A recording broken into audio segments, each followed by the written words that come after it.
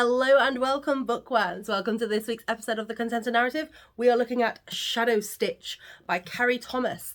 Now, I reviewed the first book in the series, Threadneedle, and I reviewed that when it came out.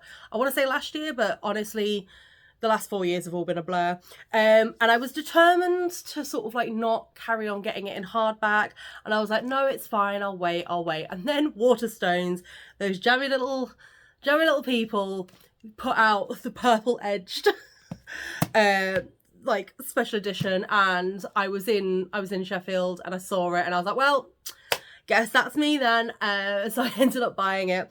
So obviously we pick up with our main characters. They've just I'm going to say spoiler alert, but if you've not read the first one, then read the first one before you carry on with this. So we pick up with Anna and Effie after the events of the first one has unfolded. They found out that they're twins. And they found out that they're bound by a curse. They found out that they are doomed to love the same person and to kill each other over it.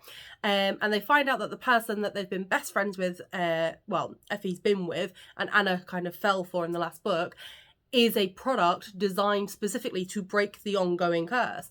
So his blood, his sacrifice, will be what stops the curse going down future generations. So obviously they're trying to make sure that he doesn't sacrifice himself because they view him as a human. And Anna's very horrible aunt is dead, but not gone. So it picks up quite quickly after the events of the first one. And Anna's kind of terrified of using her magic again. She's absolutely doesn't want to use it again. She feels like she's out of control. She keeps hearing her aunt's voice, seeing her aunt's reflection. And then, you know, she also now knows about the curse with Effie, that Effie's a twin sister. So there's all those confusions. She now knows that obviously her aunt killed her mother and her father. And it's sort of like she's kind of battling with all of this. And you've got to remember as well, she's only a teenager.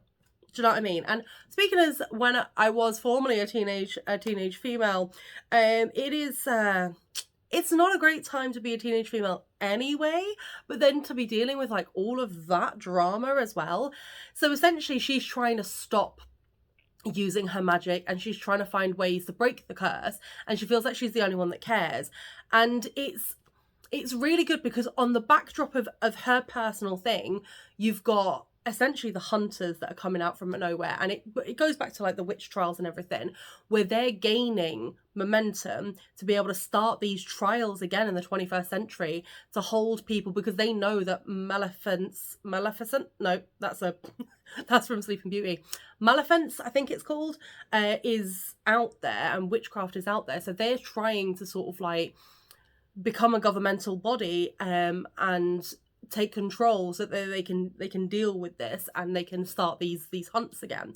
So while she's got all that going on, they've got an inspector at the school that's trying to find out whether or not they're a coven and it's witchcraft, and then they're trying to find out what their magical language is.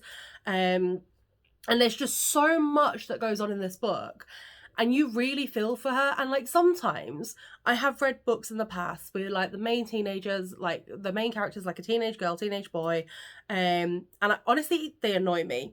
And I don't know if that's because I'm now in my 30s and I'm kind of like, ugh, children, or I don't know, but she doesn't annoy me because I genuinely feel so bad for her. And like even like the only one that really annoys me, and I'm gonna hold my hands up now, is Effie.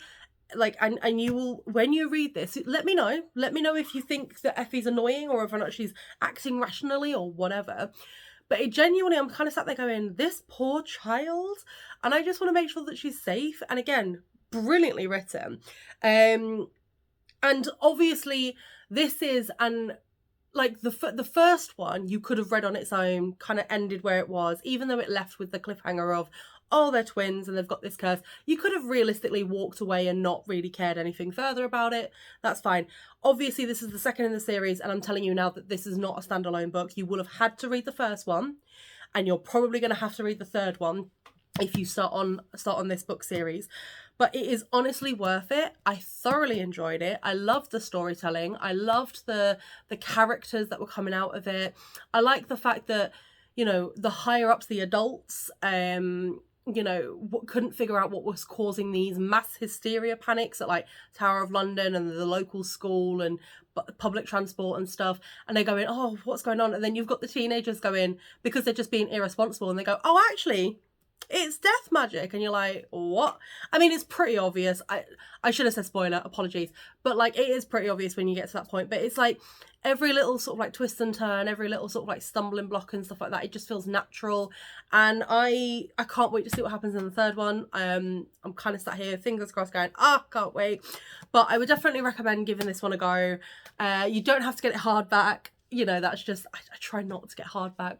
It takes up so much space. But you don't have to get it hardback. But I would definitely say give it a go. Let me know how you feel about the characters. Let me know if you've read the first one. Let me know if seeing the second one makes you go back and read Threadneedle, or do you know what I mean? I would love to know. But thank you so much, guys, for your continued support, for your constant likes of these videos, for your comments, for sharing with friends and family. I genuinely appreciate it. It's just a silly little channel that I'm running just for sharing my passion of books with people, and it's nice to see that people are getting that from me as well. So please keep up the views, keep up the good work. Let me know if there's any books that you desperately are like, she needs to read this, she hasn't lived till she's read this, and I promise it'll be added onto my list. But thank you so much, and remember to always keep it contento.